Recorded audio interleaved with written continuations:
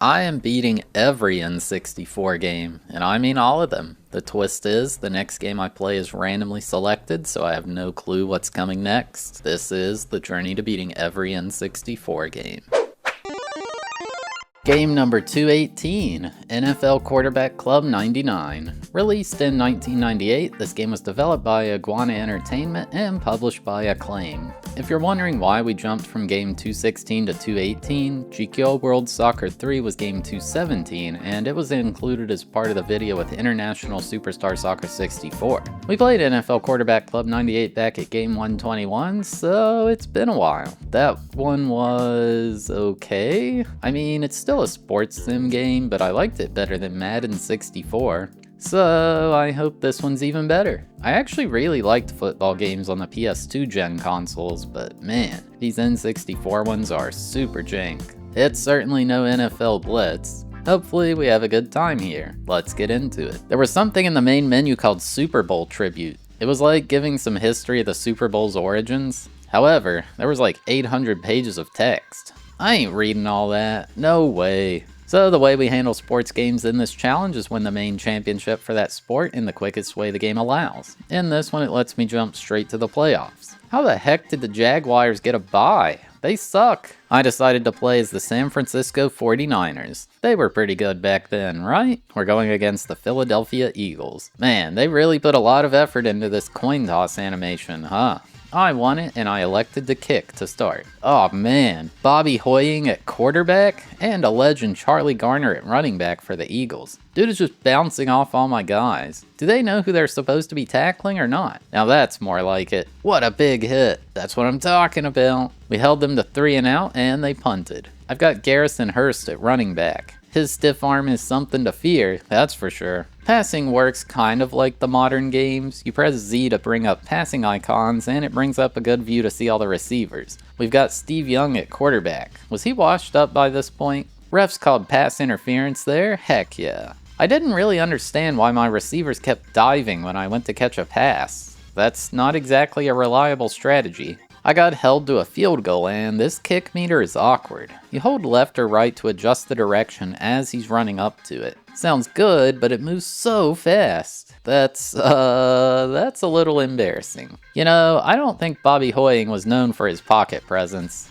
Gabe Wilkins was running in there like a runaway truck on the interstate. Oops. I think I was getting confused on the controls. Seriously, passing was fine, but receiving made no sense. Jerry Rice was just standing there. It literally wouldn't let me move toward the ball. Well, if I can't get my receivers to catch the ball, gonna have to get good at running. Good thing I've got the GOAT back there. What a run! These hits are reminding me of the truck stick from the PS2 Madden games. I just kinda pushed him over. Cool to see that a game so old has no huddle implemented. Eagles were trying to sneak in a score before the half. Oh snap, there's a halftime show? Heck yeah, go cheerleaders! They just moved in formation to spell out 49ers and kept kicking their legs. We were up 7-0 at halftime. Oh shoot, someone got injured. Well, to be honest, Oh shoot, he's injured. Very serious at all. That's what I call just a little boo-boo. Get back in there. I'll take this time to talk about the graphics and audio. The graphics are pretty decent. I think the player models look good, but I can't help but notice their arms and hands are so awkward. The stadium looks nice, and the UI elements are crisp. For the audio, it's basically all the typical sound effects in a football game. You've got Mike Patrick and Randy Cross on commentary, and honestly, they're pretty good. Another sack by the defense. Dude, the commentary's awesome in This this. defense isn't holding anything back. When they start blitzing safeties and water boys, you know this quarterback's in trouble. The water boy. Oh shoot, they're bringing out the chains. Wait a second, why are we even measuring this one? That's over a yard short. No way they couldn't just eyeball that one. Okay, this was not my best moment. I was looking through the game's manual and didn't even notice they were going for an onside kick. Oh my god, no way they come back and win, right? I was up 7-3 currently. Defense? Why were my safeties blitzing there? Oh my god, I'm really gonna lose. Oh great, just great. Steve Young got injured when we need to have a quick drive down the field. Unbelievable. Dude, this is so dumb. I was holding the joystick toward the ball, but then he just teleports backward? Why is my receiving being all broken? Well, I finally got a catch. I don't know how he swapped directions like that when he got tackled. Unfortunately, this wasn't enough to convert on 4th down, and that was it. I used my timeouts to try to stop them, but the Eagles won 13-7 with another field goal. Dang, that's not a good start. I don't know what in the world happened here. Acted like it was going to do a no huddle, but then just didn't. I really could not figure out how to catch a pass without diving. But, well, as long as he catches it, I guess. Terrell Owens, before he went wild, decided to try an onside kick of my own. I think I need to work on that one a little bit. What on earth is that defender doing? He just stood there. To be fair, I wouldn't want to try to tackle Garrison Hurst either. He's doing it again! Is the CPU really that dumb in this game? What is going on? This time around, I was victorious. 49ers take the win 14-0. It does this weird celebration cutscene whenever you win. If you are playing against a friend in real life, this would make that person that lost livid, I bet. My second round match was against the Green Bay Packers. Let's get into the highlights. The 49ers kicked off to start the game, and somehow, someway, Roel Preston makes it out of that pile of people. It was a miracle, and it's only the first play of the game, folks. The Packers have Brett Favre at quarterback. He throws a floater over to the sideline, and a diving catch there by Dorsey Levens. Not sure he needed to dive, but it certainly looked cool. Green Bay was ultimately held to 3-and-out and forced to punt. The 49ers to start have Garrison Hurst run down the right side, and he's leveled. He'll feel that one in the morning. Now 2nd down, and Steve Young decides to run with it. Let's go to the live feed for this one. Oh, run him over, Steve Young. He's too strong. Oh, go Steve Young.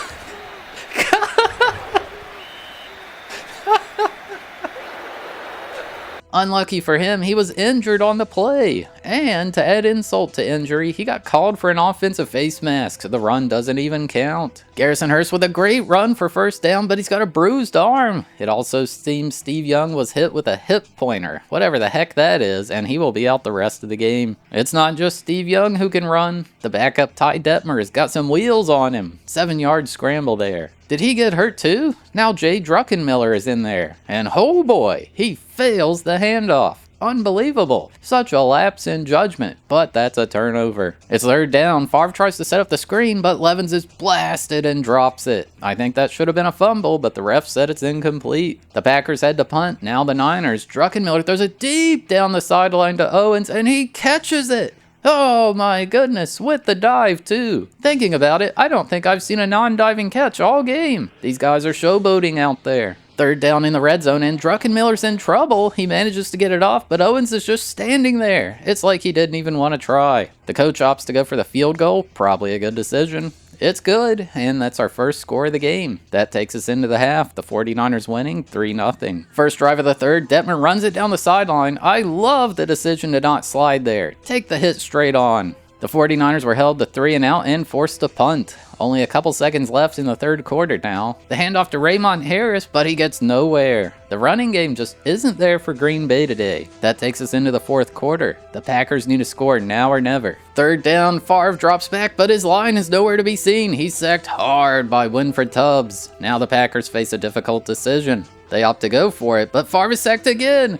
Oh man, the 49ers defense is electric tonight. Garrison Hurst with a big 9-yard gain here. He's hit so hard he does a backflip. And he does it again. Breaks a tackle, and that's a 1st down. And with how long the play clock is, I don't see Green Bay coming back. But wait just a second, folks. Fred Beasley fumbles it. The only thing you can't do here, and the Packers recover. We've got a game. Favre nearly hit as he throws. He's got a man deep, and it's caught. Hang on a second. They spike the ball to stop the clock. Favre drops back on 3rd down, but he's sacked hard by Junior Bryant. 4th and long, and Favre is sacked again. That'll definitely do it now. The 49ers narrowly take the win over the Packers 3-0, and they're moving on to the NFC Championship. So we were up against the Dallas Cowboys, who were absolutely stacked back then. Deion Sanders on defense didn't do them much good here against Jerry Rice, though. On offense, they had Troy Aikman at quarterback, Emmitt Smith at running back, and even Michael Irvin at wide receiver.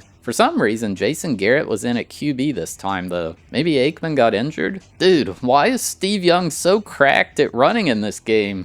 Honestly, I have no idea how this is how they implemented the offense in this. Anyway, I beat them 7-0 and was moving on to the Super Bowl. The celebration for winning the NFC Championship is way more intense. Dudes are out here breakdancing and we're in some kind of abyssal realm. Well, heck yeah, that's way better than just a picture saying I won. We were against the Indianapolis Colts. They actually had Peyton Manning by this point. I think it was his rookie season. I'm actually surprised they made it here. They were one of the worst teams stat-wise in the entire game. I think they didn't have Edgerrin James yet, although they did have Marvin Harrison. Yeah, I literally can't make this guy move. I think this is the worst receiving engine I've ever experienced. That's probably not true though. Madden 64 was atrocious. But yeah, we beat the Colts 7-0, becoming Super Bowl champs. It's an even more intense celebration. I love that it shows a diving catch. I'm pretty sure that's the only way it can be done in this game anyway. This is actually kind of wild. It just shows you destroying all the other Colts players.